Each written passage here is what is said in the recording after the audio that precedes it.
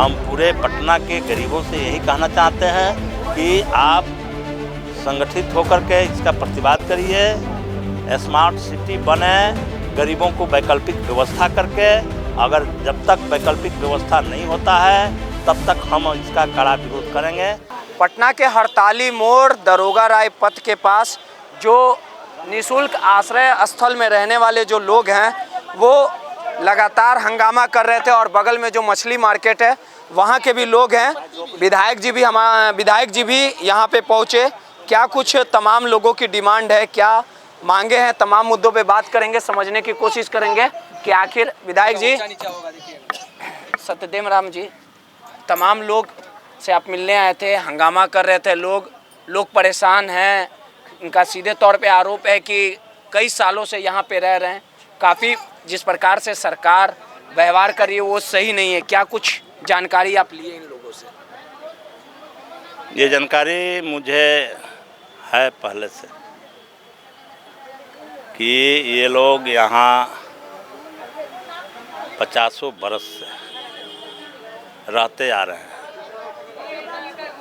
वो मछली मार्केट के रूप में, झुंगी झोपड़ी के रूप में, रैन बसेरा के रूप में, धोबी घाट के रूप में, इन्हीं लोगों के लिए प्राथमिक विद्यालय बना, आंगनबाड़ी केंद्र बना।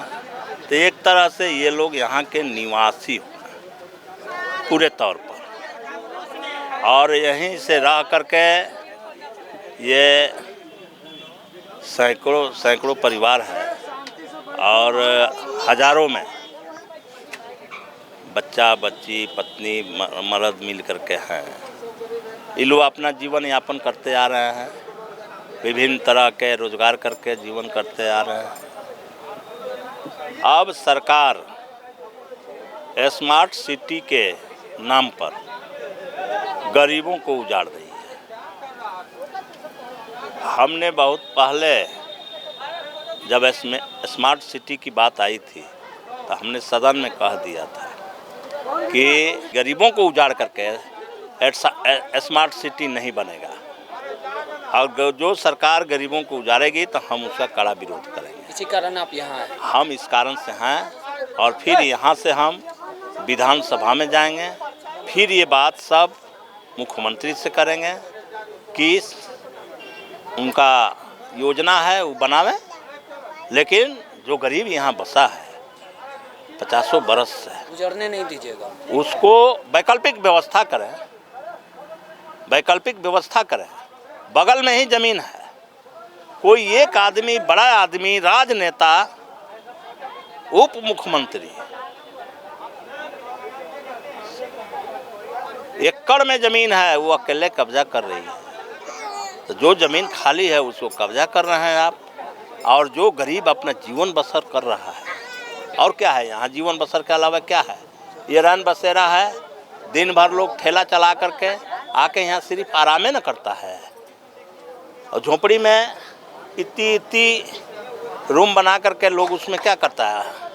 ऐसा आराम करता है। मुख्यमंत्री से आप मिलिएगा? अभी जा कर के मिलेंगे, अभी बात करेंगे और ये लड़ाई को लड़ेंगे।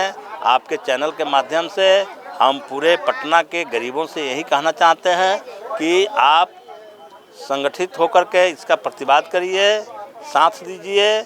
हम सरकार से गरीबों के लिए लड़ेंगे। स्मार्ट सिटी बने, गरीबों को वैकल्पिक व्यवस्था करके। अगर जब तक वैकल्पिक व्यवस्था नहीं होता है तब तक हम इसका कड़ा विरोध करेंगे।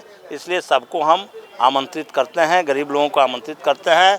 14 तारीख को, 14 मार्च को हम विधानसभा भी घेरेंगे, गरीबों के झोंपड़ी के लिए, उनके ज़मीन के लिए, उनको बसने के लिए। इस मुद्दे पर हम 14 मार्च को विधानसभा घेरेंगे।